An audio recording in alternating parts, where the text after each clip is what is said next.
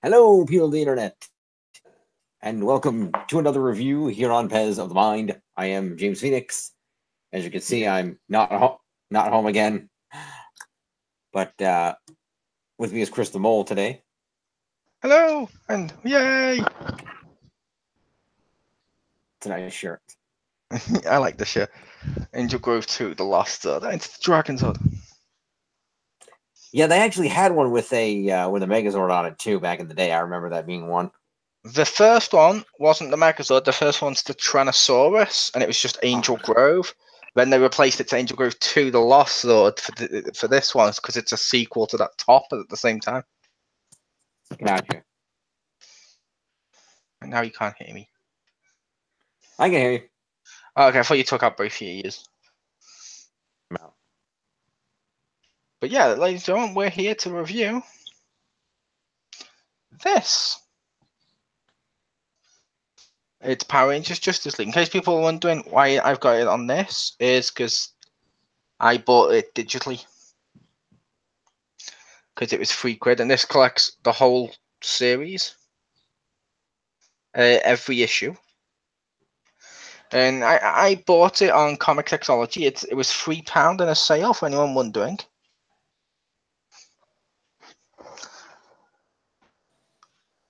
But yeah.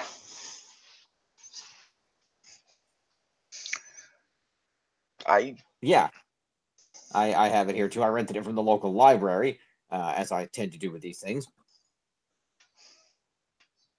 And it's an interesting crossover because you wouldn't expect these two groups to meet, and it was kind of awkward.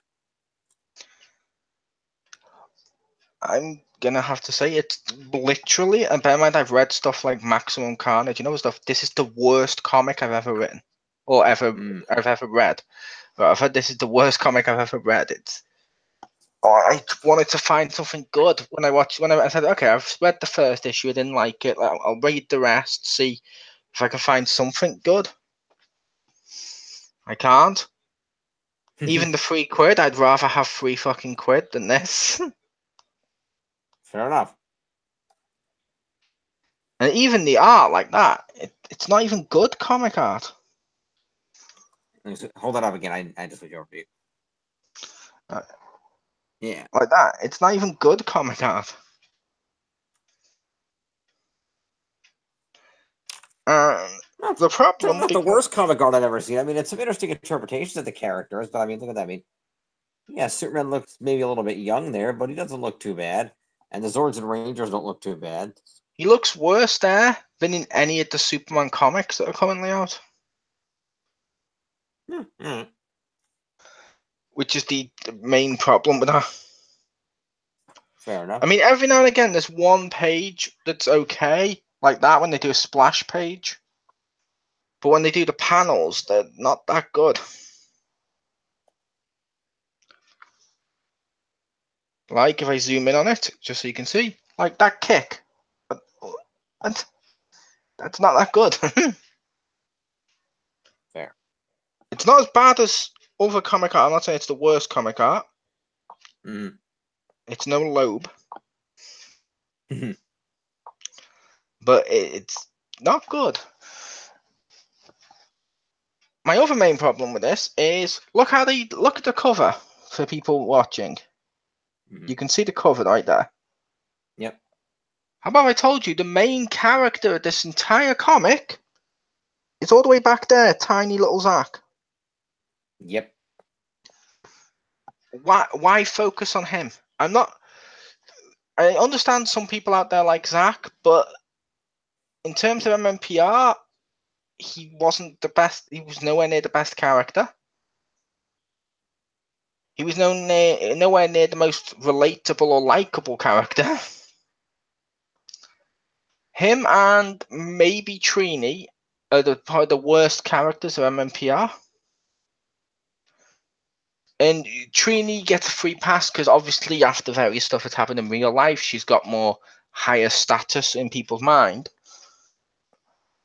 But and to be fair, her character had some great character stuff. Zach's character was, I dance. And that's who you focus this on. It's like, what? It's like doing a Justice League crossover.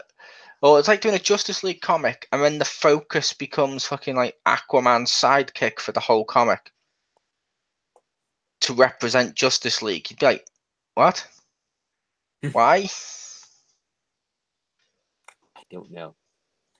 But yeah, the premise of this is that in the Power Rangers world, Alpha is lost outside the command center, not far away, and as the Rangers try to find him, Zack accidentally finds a decoy with a bomb in it that Lord Zed planted. It blows up the command center, resulting in Zed and his guys getting in. In an attempt to get them out, Zack jumps on them and activates the teleportation system, but it's broken from the explosion, and instead it teleports them to Gotham City in a parallel universe. From there, the Rangers run into the Justice League, and they have to team up to stop Lord Zed, who has allied himself with Brainiac. Yep. First in Gotham, and then eventually going back to Angel Grove and dealing with it there. Yep. And they go to Gotham, and they manage to outfight Batman, which makes no sense. Mm-hmm. And then we run into many other plot holes and inconsistencies and stuff. Like I mentioned this one to James, if they're dealing with Lord Zed. Lord Zed's first appearance, he destroys the dinosaurs. This one, they're using the dinosaurs instead of the Thunderswords. Which I know what some of you are thinking, maybe this could be set in between those issues. Or in between those episodes, because it's like a two-parter. And you're like, maybe. But that's really a fucking stretch. But even if it was, it's been well established on Power Rangers, the Zords don't go with them places. Mm-hmm. Like, when they were looking for, like, I think it was the Sword of Light and stuff, they couldn't just pull out the Megazords on a different planet and go, like, fuck. The Rangers teleport, we never see it bring their Zords. But then suddenly the Zords are here the whole time, and you're like, no? Why? Why are the Zords here the whole time? And the whole Justice League end up being severely nerfed. Kind of. To the point Superman is almost defeated by a regular source, like a regular sword, until the Megazord saves him. And some people might make the claim that a lot of fanboys of Power Rangers would probably make for this if, well, Superman's weak to magic. No, he's not. That's a misconception. Superman is not weak to magic. He's as susceptible to magic as everyone else. Mm-hmm. Mm-hmm. Therefore, if this isn't weakening anyone else, it's not going to weaken Superman. Makes sense. Mm-hmm. Brainiac teams with Lord Zed, who Lord Zed shows up and is like, ha, I want to rule the galaxy, ha, yeah, and starts annoying him by tapping on the glass of his cities. And Brainiac's like, yes, let's team up. And then they just team up. That's not how Brainiac acts. Why? Just why? I don't know. I find myself asking in this way too much. Like, the whole thing is written very much like terrible, terrible fan fiction. Mm-hmm. To the point at the end, Alpha grabs the fucking thing that Zed sends down, the bombs to grow. And it's like, ha, done, and makes himself grow. And you're like, I don't know if that would work.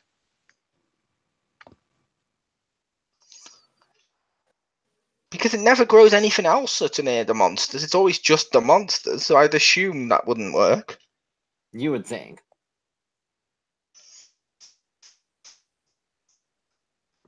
And you're just like, why? Why is this a thing? Because somebody had the idea for it. I mean, there was definitely a lot of plot holes, and it was definitely very awkward trying to align their power levels and then make it work. But it was still entertaining to see the characters interact together, and there was still some good jokes and some good panels in here, even if the whole thing was a little hokey. Yeah, like, boom. We have Supergirl in the comic. Yes. They have Supergirl. She does fuck all except for just be there as a background character. But it's okay. We have Zack. What? Like, Superman should be able to just kill all the Power Rangers like that. There's literally no point for any of them being there. If there's the Justice League, they've had to lower the Justice League to try and raise the Power Rangers, which would work for the Power Ranger fans because that elevates the Power Rangers and they don't care if it hurts other properties. But it seriously makes the Justice League look shit. The Justice League are like written as an afterthought in this. Like, most of the focus is on the Power Rangers, not the Justice League. True. And all of them are just like mainly afterthoughts. Besides, maybe Superman gets a save here or there, and there's a couple of scenes with him. But even then, you're like, no. Like, even this bit, this is what Wonder Woman's main purpose in this entire comic is to go to like the League of Places, go Doom, or what you call it, the UN, go Doom, stop a bullet, and then go, oh, by the way, these are the Power Rangers. I'm just going to step back now because they're far more important than me. Well, in all fairness, they were in the Power Rangers universe. That UN had never heard of her. Yes, but in all fairness, that's how the whole comic's written. Even in the Justice League's world, the Power Rangers are taking center stage over the Justice League. And you're like, why? Like, and I don't care if it's one of those things that people go, well, we like Power Rangers, because that shouldn't matter. It's like, for example, like hero-wise, like, for example, I like the TV show Arrow. Mm-hmm. I also like the comic with the Green Arrow. If he's teaming up with Superman, Superman should be the most important one because of how powerful he is. Sure, there might be some things he can do differently, and you can focus on that. But don't nerf Superman to make him better. That doesn't work. No. Even the Arrowverse crossover with Supergirl managed to make that work. Like, they wrote Supergirl out for a large portion to bring her in later and make her super important. That works. Like, let's say I was to team up, I don't know, Superman with, and I'm just looking at my pop finals, and I'll pick him with Nightmare Before Christmas, Jack Skellington. Okay. Jack Skellington should not be as powerful as Superman. No. Or as important.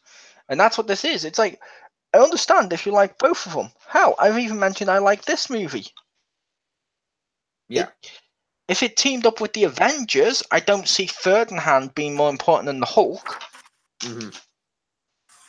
You'd have to write for Hulk, and it's like, no, it's bad writing. Like, the Justice League characters feel nothing like the Justice League. They just feel there to try and elevate this whole thing, in my opinion, is a marketing ploy, which is how this is written. And I think it's probably written more by whoever the hell did the Power Ranger comics. Is it Boone Studios? Yeah. I could see them doing this more, because the whole thing reads as, we're going to make your one worse because this will help advertise ours to try and sell more of our comics. Mm-hmm. Which isn't good. A crossover is good. Don't get me wrong, some crossovers have inconsistencies. That's fine. I can ignore a couple, but not for the whole thing. Mm-hmm. Well, I'm gonna say I'm not just because of the quality, but I'm not surprised you don't like it. If only because this this comic is written by Tom Taylor, who's the same dude that wrote the majority of the Injustice comics. So I'm not surprised about the writing level. To be fair, the Injustice comics, he's already been given shit to work with. True. It's like, for example, some of the writers on Transformers, the sequels, could go on to do other films because it's what they've been given to work with. Right. If what he's handed is one of the worst fucking superhero universes, and he has to try and make it good. Which, to be fair, some of the story in the comics is better than the games. Yeah, I like the Injustice comics quite a bit, but I'm also not as offended by the game's concept as you are as a much bigger comic fan than me. So I'm not offended. I just say it's completely ruined because you sold us a game of all your favorite superheroes fighting, then kill half of the favorite superheroes and make some of them evil, and only focus on like 4 heroes that are any good. The rest are all eh.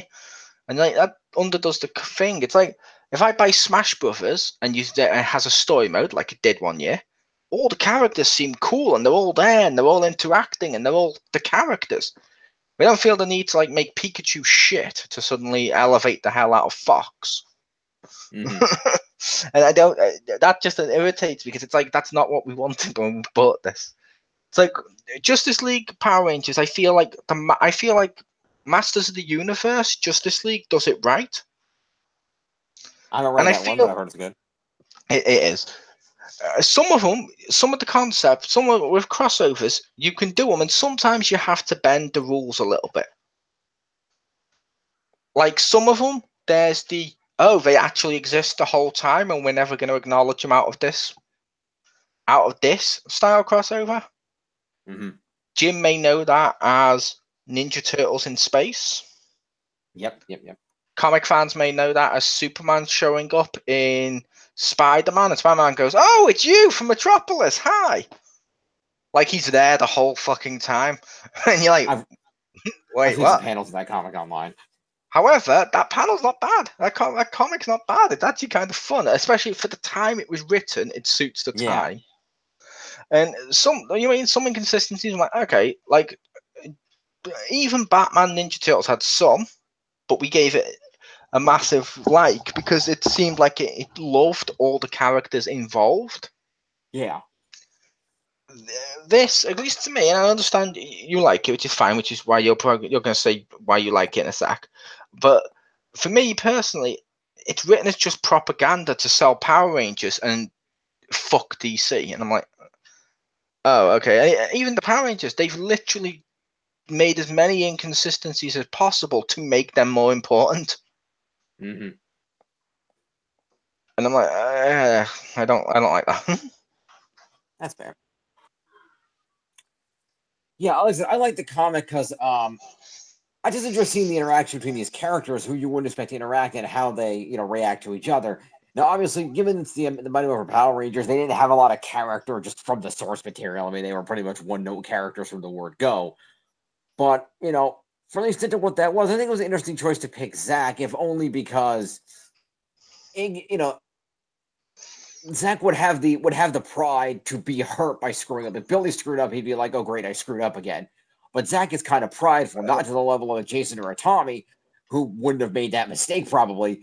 But Zach is prideful enough that he could blame himself for the problem and have that character arc of realizing it's not his fault, believably, but at the same time, not be too far in either direction. So I think that might be why they went with him just as the choice of Ranger. I would slightly disagree with that. Okay. In MMPR, Jason fucked up a lot. Tommy fucked up a lot. And like the Green Candle. As a result of the Green Candle, Tommy's no longer around. That was one of Jason's mistakes. Episodes afterwards, he's flashing back to like Tommy when he's doing the punching bag and he sees him there, he's hesitating. He has that reaction. All of the Power Rangers have that reaction of if they fuck up, oh shit, and they get guilt. They all do it every time they fuck up. So, and it felt like for me personally, for that one, as much as I don't like the character, as everyone knows, I prefer Tommy. But, hence my shirt. But I would have used Jason as the focus. Jason is the focus for Power Rangers. Superman as the focus for Justice League. Then the cool characters that some more other people love, but are either darker or overused. In both cases, this could be Batman and Green Ranger. I'd use them sparingly to come in and do some cool, badass moments, and I would do it that way. I can see that. Zach, I wouldn't use Zach. Like at most, what I would do with Zach is I'd have him team up with Flash or Plastic Man or one of the fun characters. I can see that. I'd have Kimberly maybe team up with Supergirl or someone like that. Trini with Wonder Woman, just because of personality types. And I would go that way, match them to the right personality. Like Billy and Cyborg would have an amazing interactions. In this comic, they don't really speak, and they're both in it, and they both come up with plans. Like seeing Billy and Cyborg tackle this from like a I don't know what you'd call it, but like an intellectual level and then working on the science together and doing techno battle as they're doing. It'd be fun, and that'd be a great interaction. Yeah, it did seem like the matchups of who was working with who were a little weirdly chosen. I will agree with that. That's what I mean, and like the focus and stuff. I'm like, why?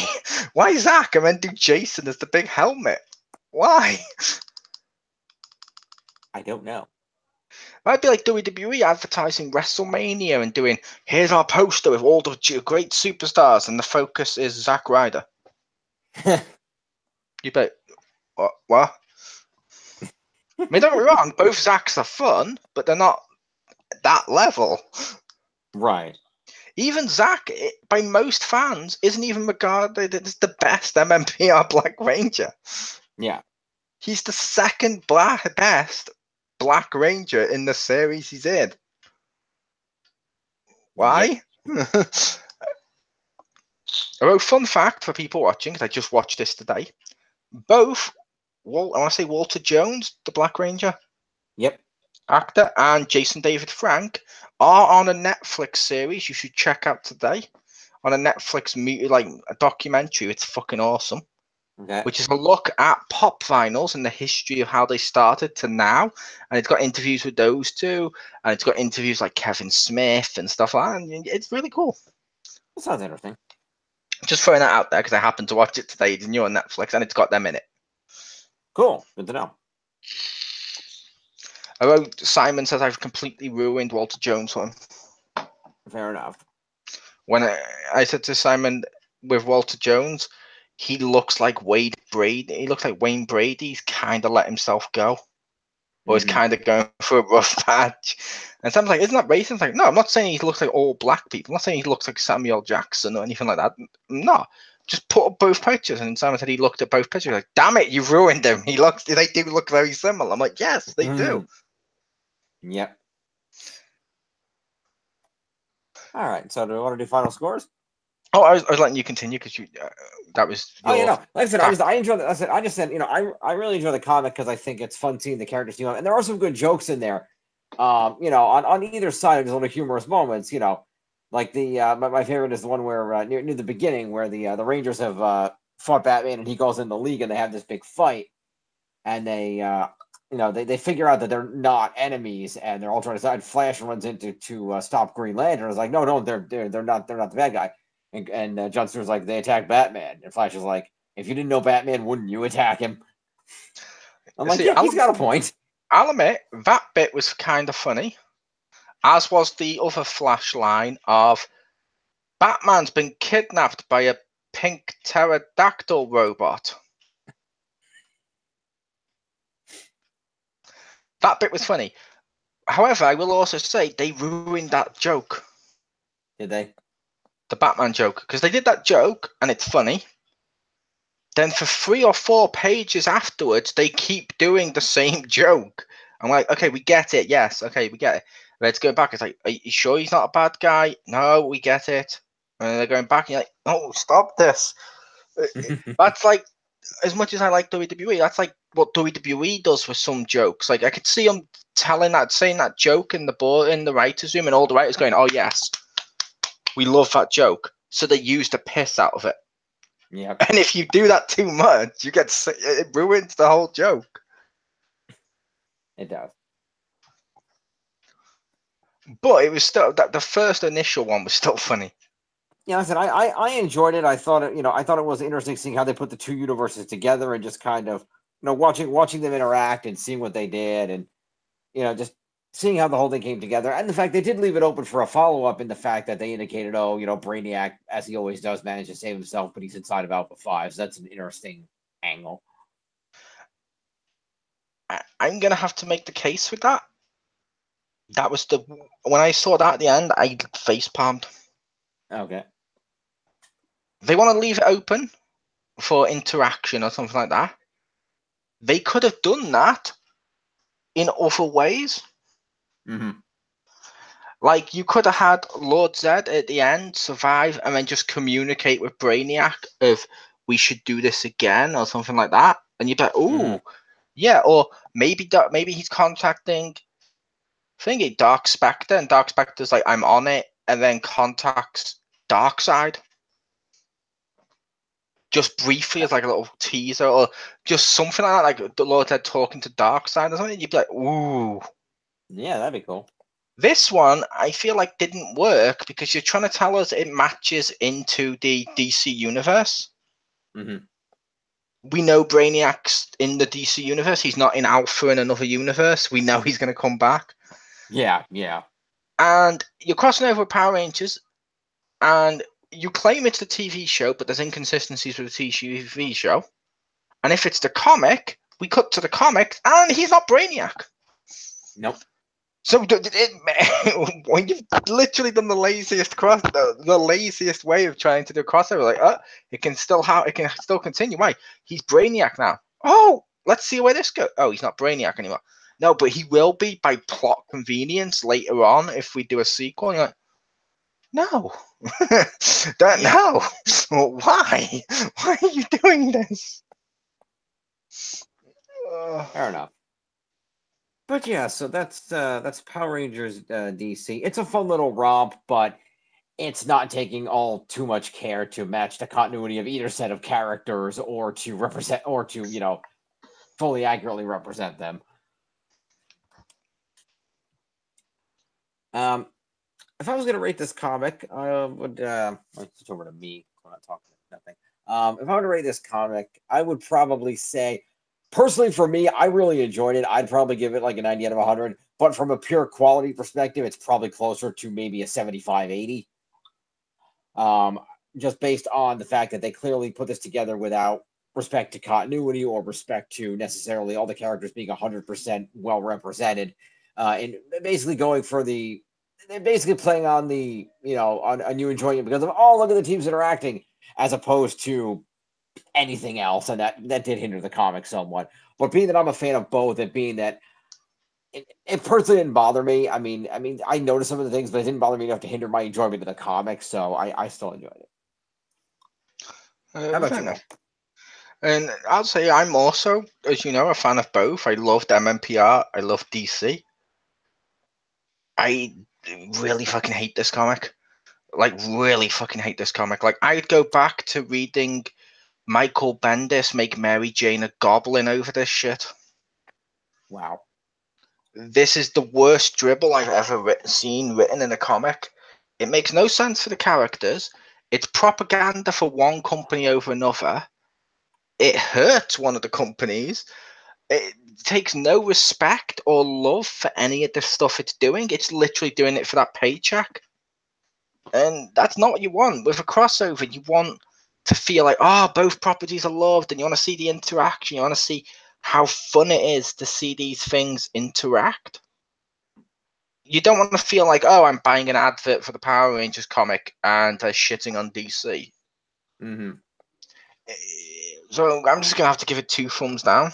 I'd give it 3 thumbs, but obviously I don't have extra arms. Mm-hmm. But I'll give it 2 thumbs down, my lowest score, because I can't even recommend this. Like, if it's £3 on Comixology, you'll find better comics for £3. Mm-hmm.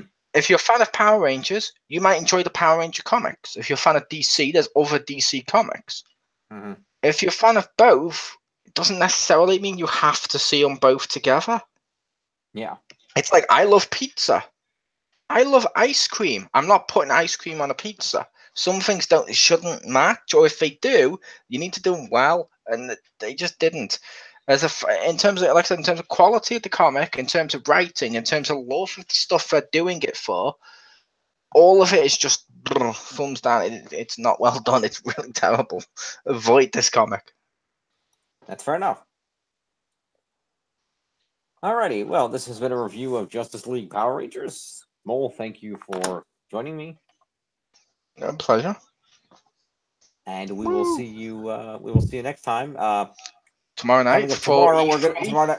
Yeah, E3 predictions tomorrow night. We will, and what we want to see and stuff like that. And I can see us already talking about some stuff that's been announced. Mm-hmm.